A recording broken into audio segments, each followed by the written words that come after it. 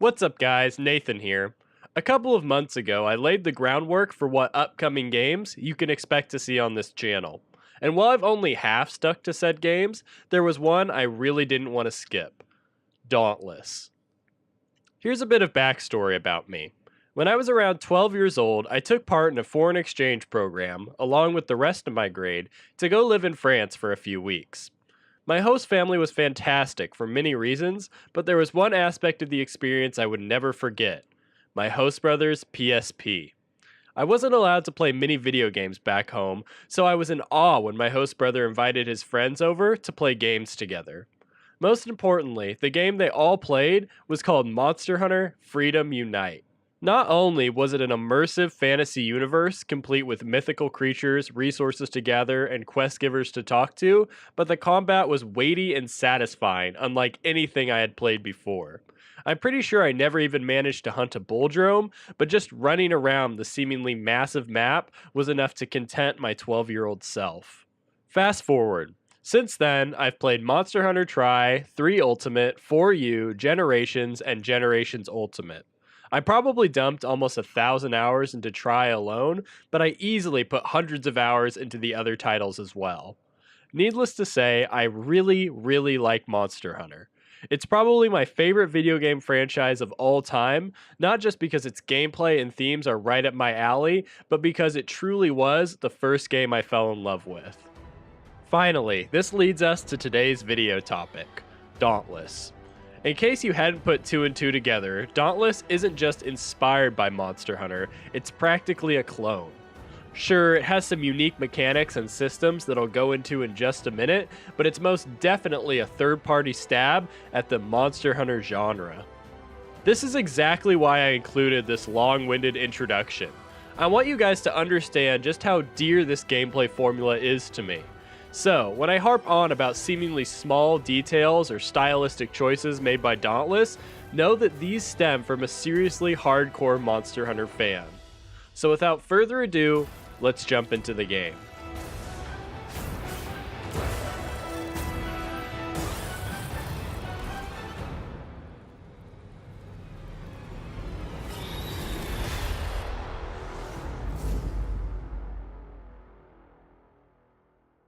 Dauntless is a free-to-play action RPG that revolves around hunting monsters, or in the game's own terms, slaying behemoths.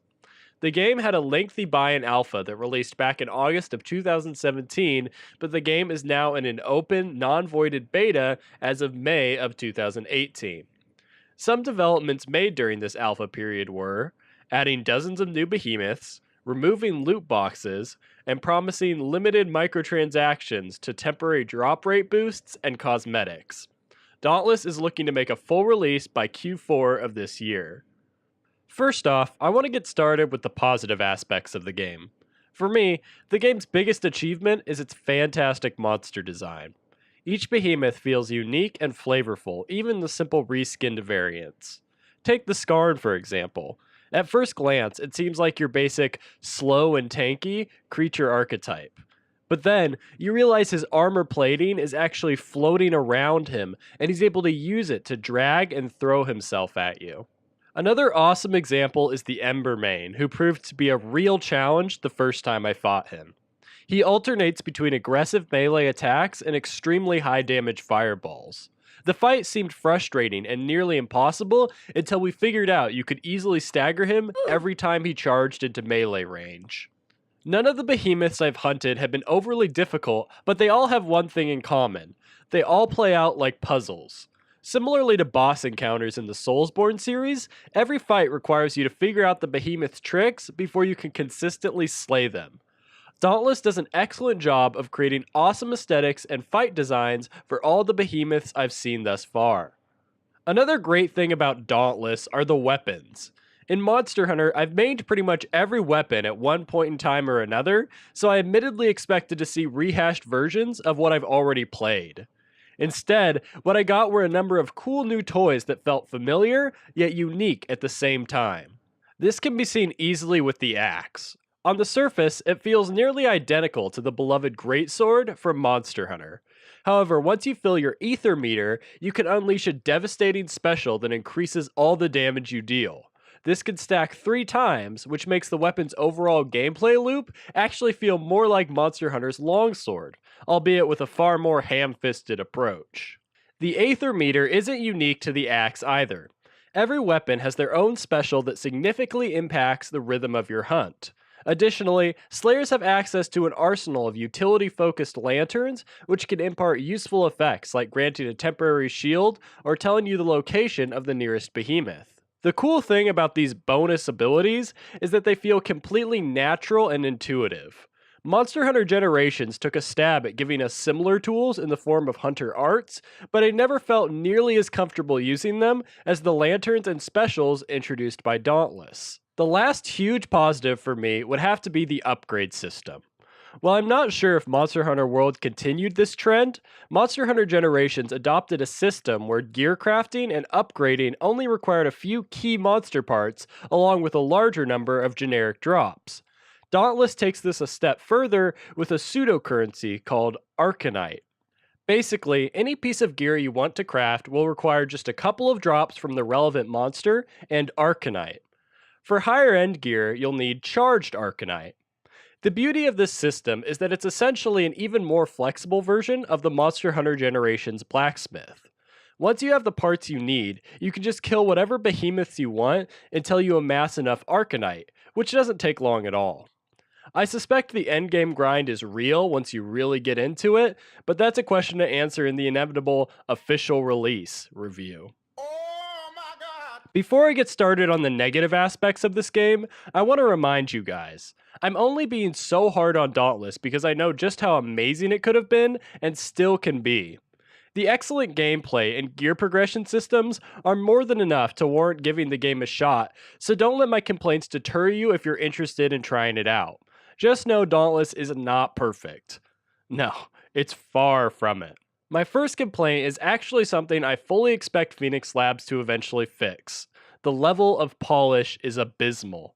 Unintuitive UIs, sketchy local and network performance, and broken party play features make the game feel like it just hit alpha yesterday. Some of these are minor annoyances, like the game automatically reducing your render scale in town, or the confusing crafting menu causing you to accidentally upgrade gear you don't care about. Others are far more detrimental to the overall experience, like when I spent nearly 20 minutes trying to get the game to allow my 2 friends and I to form a party together. Normally, I wouldn't rag on a game in open beta for feeling unfinished.